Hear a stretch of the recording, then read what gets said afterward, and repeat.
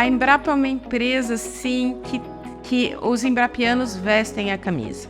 E esse esforço de gestão é para que realmente a gente consiga que essa camisa vestida se transforme em entregas de ciência. É isso que a gente está aqui para fazer. É isso que é a nossa missão.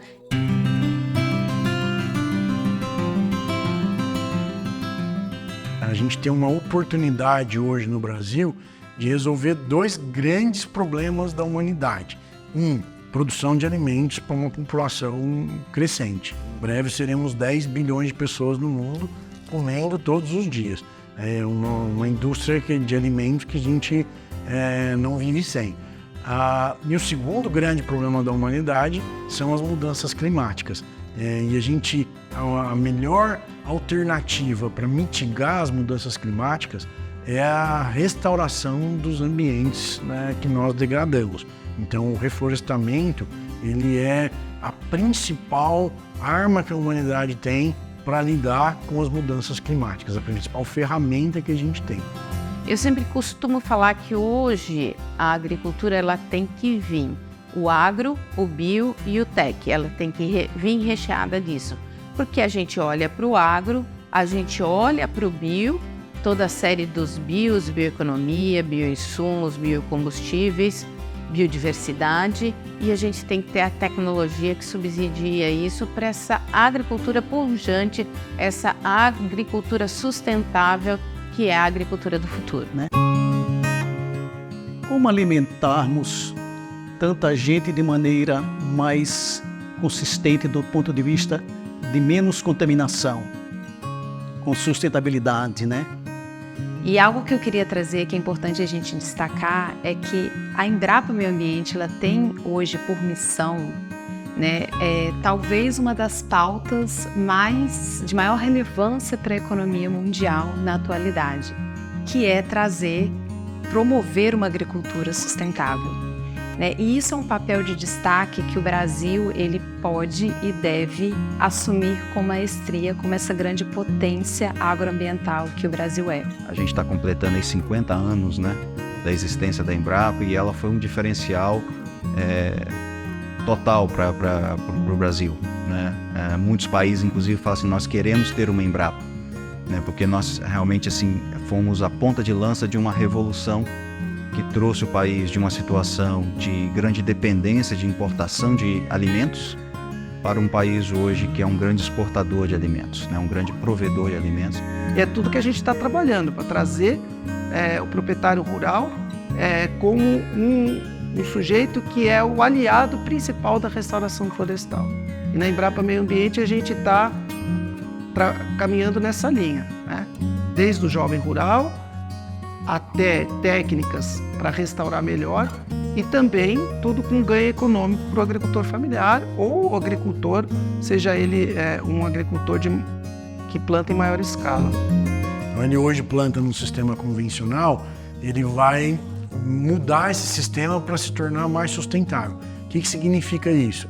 Adotar técnicas de plantio direto, né, em que você degrada menos o solo, utilizar técnicas de irrigação que desperdiçam menos água, né? Utilizar tecnologia, né? Que hoje está cada vez mais disponível para olhar a sua propriedade e entender melhor como você distribui os nutrientes ali, a substituição de químicos por produtos biológicos quando for possível. Então, o controle de pragas pode ser feito a partir de biológicos ao invés de químicos em muitas situações. Então, a agroecologia, no sistema agroecológico, a gente trabalha justamente tentando fazer a natureza trabalhar a nosso favor. Então, em vez de você, à medida que seu sistema vai evoluindo, ao invés de você ter empobrecendo, perdendo qualidade, você é o contrário, você trabalha para que ele ganhe vida, para que ele ganhe fertilidade, para que ele ganhe estrutura de solo e ganhe também uma interação ecológica no sistema como um todo, com insetos, com polinizadores, com diversos outros organismos, inclusive consórcio de plantas, que possam justamente trazer sinergia, né? Ou seja, por isso que é a agroecologia, né? É uma junção aí da agronomia com ecologia. Agora, quando uma propriedade investir nas possibilidades de renda a partir do reflorestamento, mais as melhorias no sistema de produção, a gente acredita que isso vai ter um impacto econômico tão interessante que a nossa expectativa é que ele até substitua algumas das áreas destinadas à produção agrícola para investir no reflorestamento, na recuperação de habitats naturais. E isso pode, inclusive, ser revertido em coisas que têm preço. Ecoturismo, agroturismo, uma venda com valor melhor. Então, quer dizer, você traz o cara para visitar a sua agrofloresta e ele sai encantado e quer levar aqueles produtos. Ele perceber um benefício econômico é um motivador e na hora que ele adere, né, a uma forma diferente de praticar a agricultura, ele percebe outros benefícios e aí é um círculo virtuoso. O que a gente tem como missão aqui hoje na Embrapa Meio Ambiente também? Mostrar que sistemas que congregam conservação ambiental e produtividade, não só eles são viáveis, como eles são economicamente interessantes para o produtor. Então, ter uma agrofloresta hoje, por exemplo, ela pode ser uma fonte de renda para um pequeno produtor fantástica. É possível também você ter maneiras de restaurar que tenha ganho produtivo. Inclusive até mesmo exploração florestal. Exploração florestal manejada, né? Você não vai fazer um corte raso dessa área, mas você vai, por exemplo, implantar uma floresta ou um SAF, né? Essas áreas, que no desenvolvimento, na maturidade desse sistema, você vai poder retirar algumas árvores específicas que já foram acordadas dentro desse plano.